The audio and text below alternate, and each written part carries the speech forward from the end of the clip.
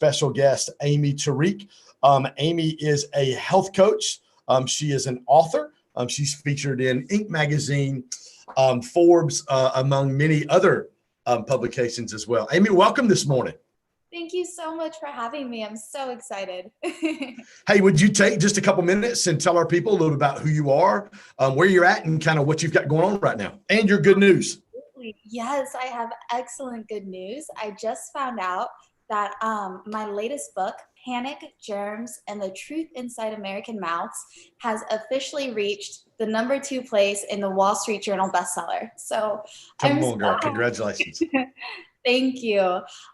So what I do mostly is I do health coaching and I write books. And with my most recent project, I've been working on this book with the doctor who created the word holistic and the whole holistic movement. And she's actually amazing. She started hypnosis in her living room. And she was the one who brought hypnosis to the United States. She brought all of these holistic medicines over here and like all of these methods. And she's actually 99 years old. So she's done so much for, the history of medicine and everything that's going on. And she's just incredible to work with. And I was also working with the dentist who's the president of the Biological Dentistry Board here in the United States. And he is just absolutely amazing to work with as well. So let me ask you a question. I know we're going to talk about mindset, strategy, and multiplication today. Those are the three things we usually cover. I see your cat in the background. She's hopping in the window while we're going right. One of the things that I talk about a lot in my coaching business, and I talk a lot with clients and podcast guests, is proximity. So 99 years old. She brought hypnosis, holistic medicine into the United States. How did you get connected with her?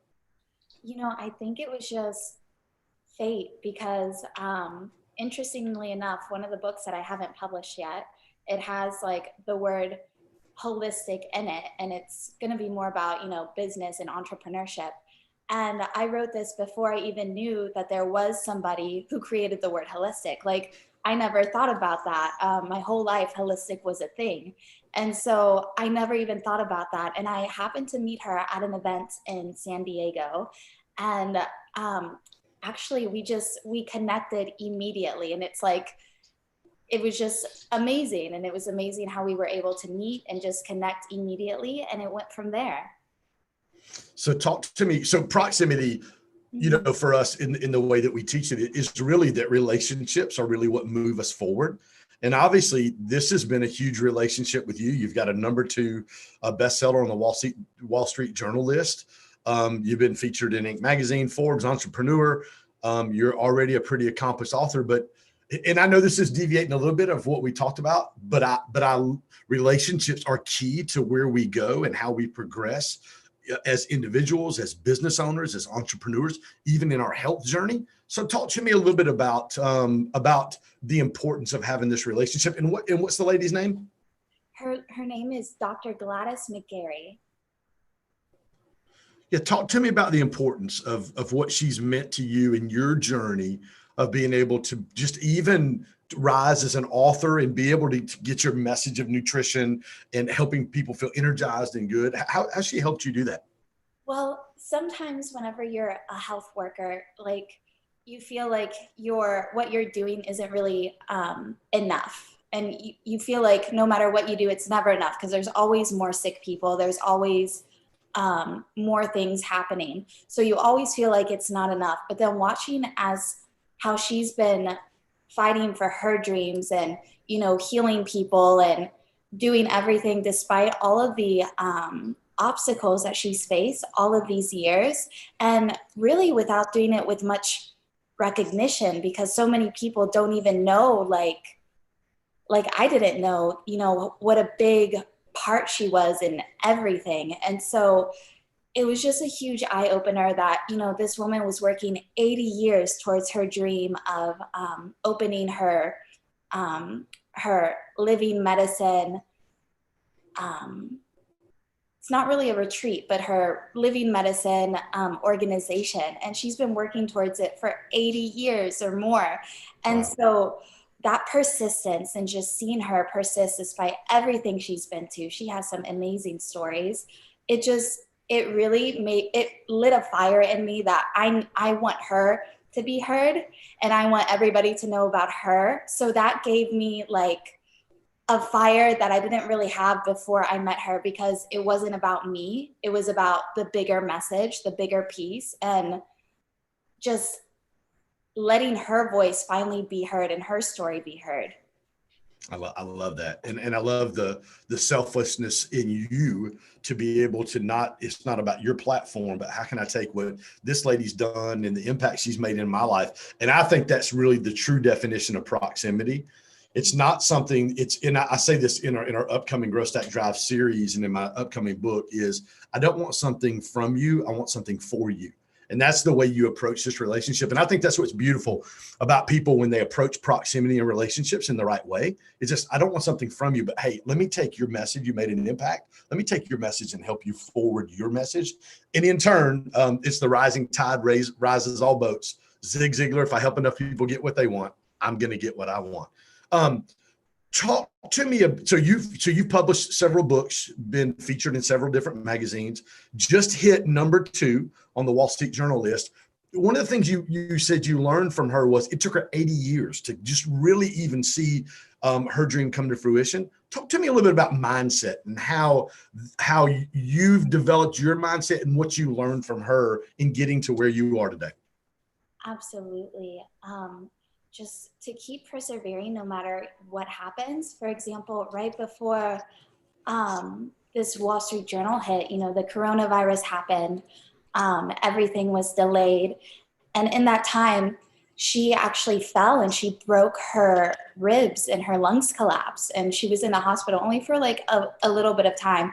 And the way she was able to bounce back from that was amazing. So she was actually in the hospital less time than if like a 20-year-old had collapsed lungs, because she knows how to heal herself. She knows how to bounce back, and that didn't stop her from anything. And then right after that, I had 4 fractures in my arm and 1 in my shoulder. And so we were both going through all of this while trying to, make this book work, and like seeing how she handled that at her age before I had fractured my stuff. I was like, oh, well, this isn't a collapsed lung. This is no problem compared to what she's going through. Right. So like, it just, that's just one example of how like, it really just puts things in perspective for me. I'm like, she healed so well. And like with my injury, it was supposed to take 12 months for me to even be able to do this again. And I'm doing it no problem, like even like less than 2 months afterwards. So amazing. Yes, seeing how how she heals herself, it makes me learn how to heal myself. Mm-hmm. And one of her favorite phrases is tuning into the physician within. And she likes to say that she, as a doctor, doesn't heal anybody. She just teaches people how to heal themselves by teaching them how to connect to the physician within. And I think that that's so beautiful, because it's not taking responsibility for somebody else's healing. It's showing them how to heal themselves. I love that.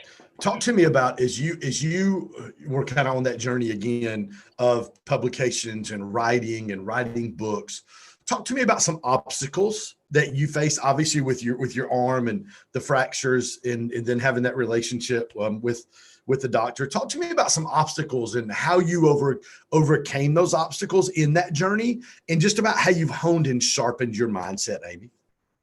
Right. So a lot of times when we're facing obstacles, it hurts us. So we feel like a little bit down, we feel a little bit slower, but I've learned now to, if I'm facing an obstacle, to, instead of maybe going back, because our first reaction is to maybe lick our wounds, I just stay even more laser focused. So I take it and I just become more laser focused. And in that process, I actually weed out what's not important to that laser focused goal. And so I use it to sort of help me push forward instead of to hinder me. So now I like jujitsu it. And I think that that's been a wonderful lesson. Jiu-jitsu it.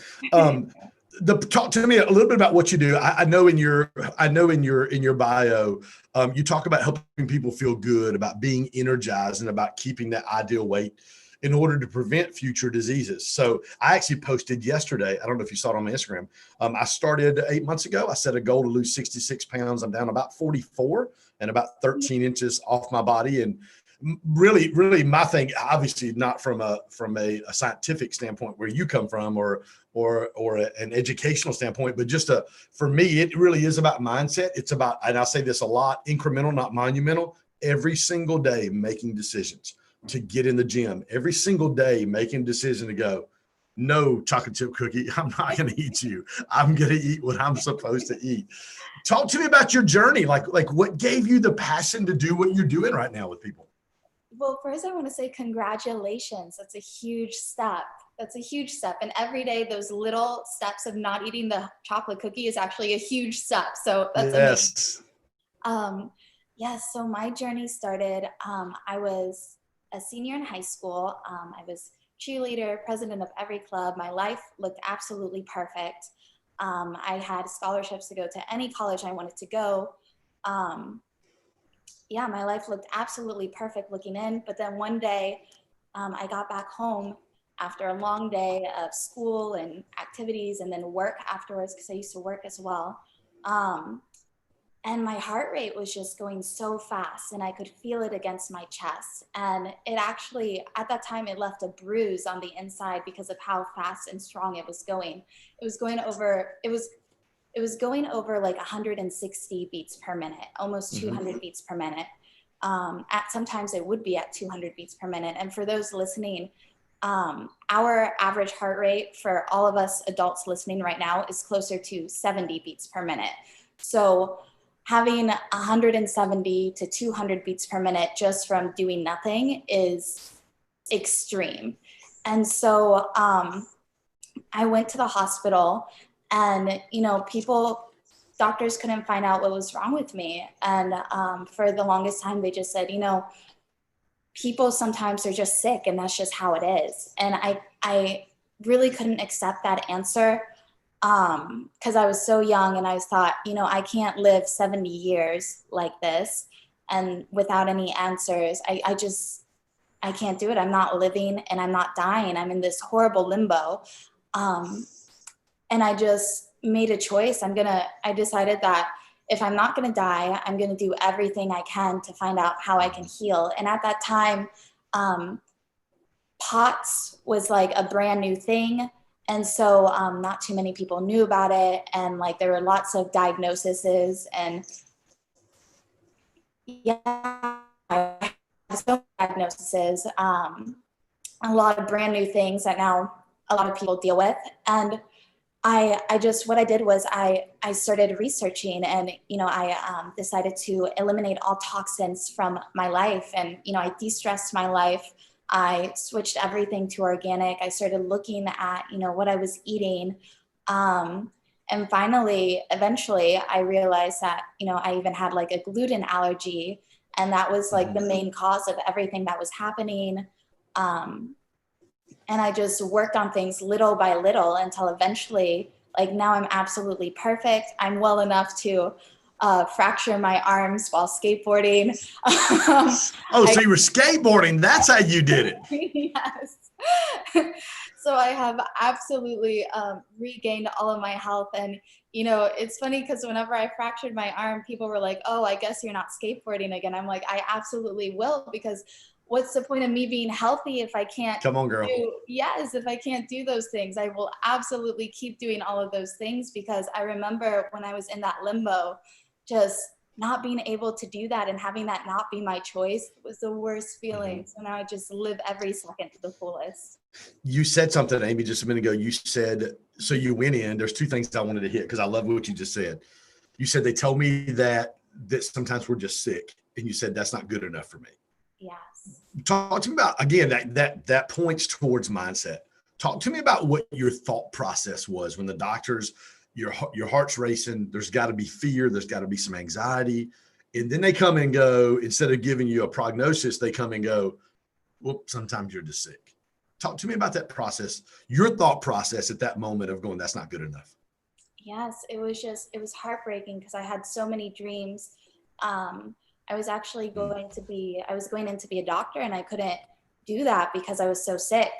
And so, I still went to college for a little bit, but I was just so sick. And so I had so many dreams. I wanted to do so many things. And I used to make a joke. I said, oh, God's just doing this because if I wasn't sick, I'd have taken over the world by now. And so that was my joke in the process.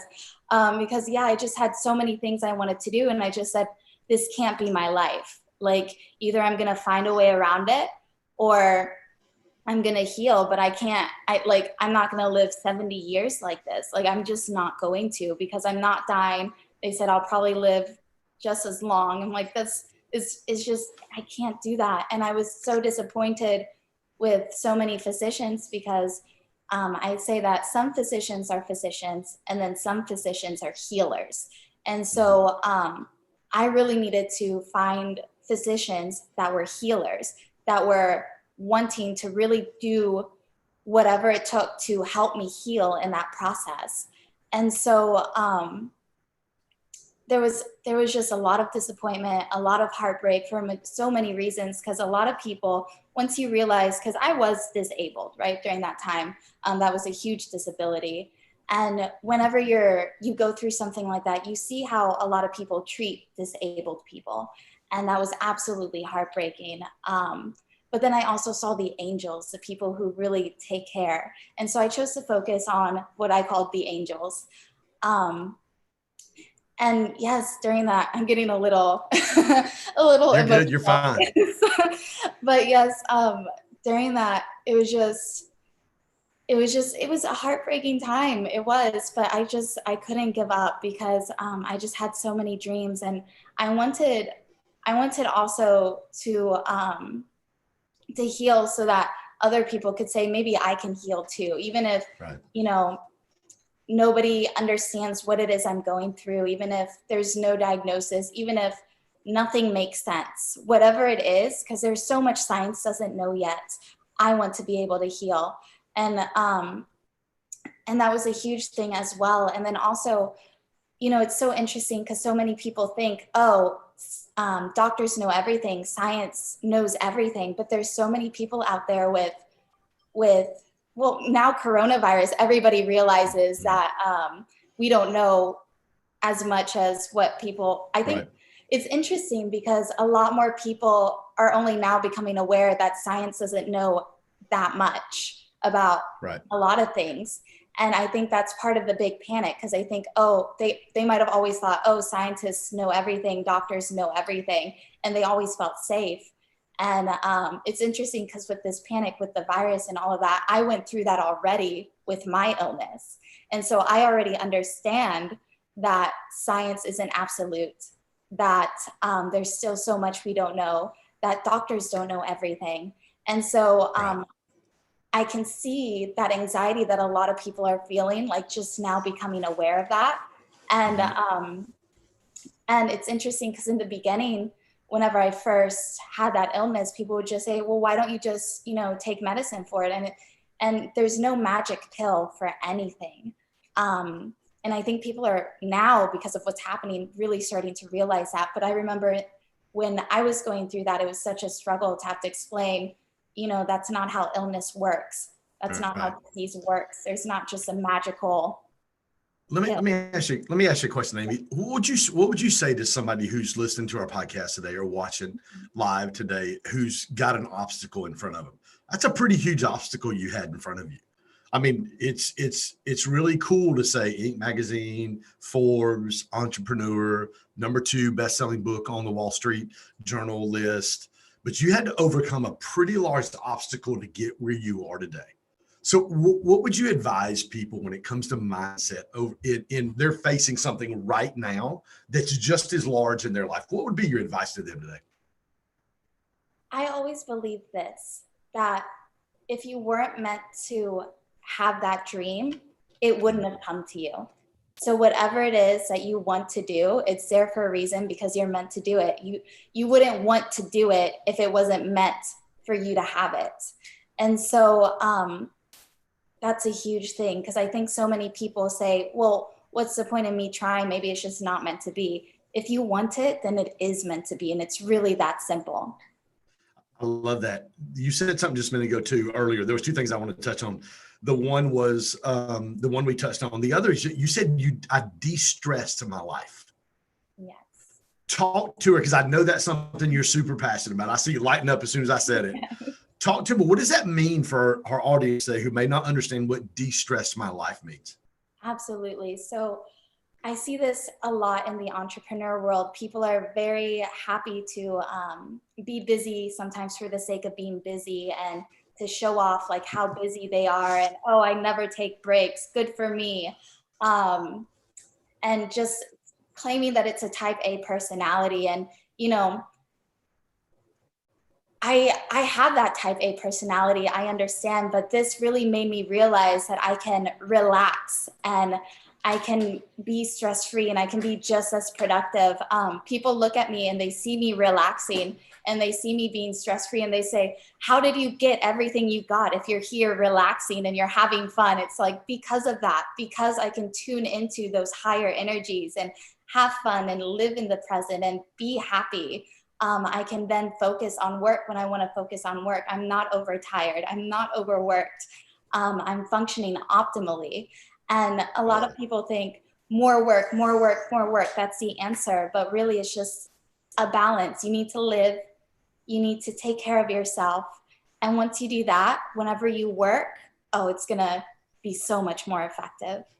I tell people a lot. It's like talking about counseling just for the mental and the spiritual side of who you are and the physical side of who you are.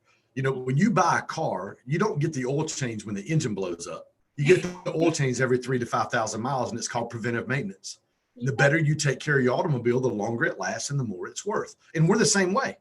The better we take care of ourselves on counseling, on nutrition, on exercise, on getting our body moving, the more value we're able to add and the easier it is to be able to add. Aimee, tell our audience real quick, what have you got going on right now? How can people follow you? What's the best way for them to connect with you? Absolutely. I'm on LinkedIn, Twitter, Instagram, Facebook, just my name, Aimee Tariq, AIMEE TARIQ. It's spelled a little different. And yeah, you guys can follow me there and reach me there. And you can just Google my books, and that's it. Aimee, thank you so much for being our guest today. Honored that you're here. Love your heart. Absolutely love your heart for somebody to meet someone like you did. And again, that proximity principle, not for something you wanted from her. And then what I really believe is that when we do that, I don't know if you know who David Meltzer is or not, but David's a friend, and he talks about, the consistent, persistent pursuit of helping over 1 billion people be happy. I had Dave on our virtual summit last week. We were texting back and forth yesterday, and he always talks about the universe will always reward you if you do that. And literally, I believe in reaping what we sow. It's a scriptural biblical principle. And literally what I see in your life is you honored her. She came close to you in proximity, taught you, you honored her, and you've been elevated because of it. And I love your heart and love your passion for helping people, girl. Thank you, Ken. I love being here. I'm so happy we met. Thank you so much for being on with us today. Hey guys, thank you for joining our Go Stack Jive podcast today. Don't miss tomorrow at noon Eastern time. I've got Nikki Sharp, who's going to be with us. She's an Instagram influencer, a former model. It's going to be a phenomenal time tomorrow. Aimee, thank you, girl. Enjoy Orlando and say hi to Mickey and Minnie for us, okay? Yes, absolutely. Thanks, girl. You guys have a blessed day.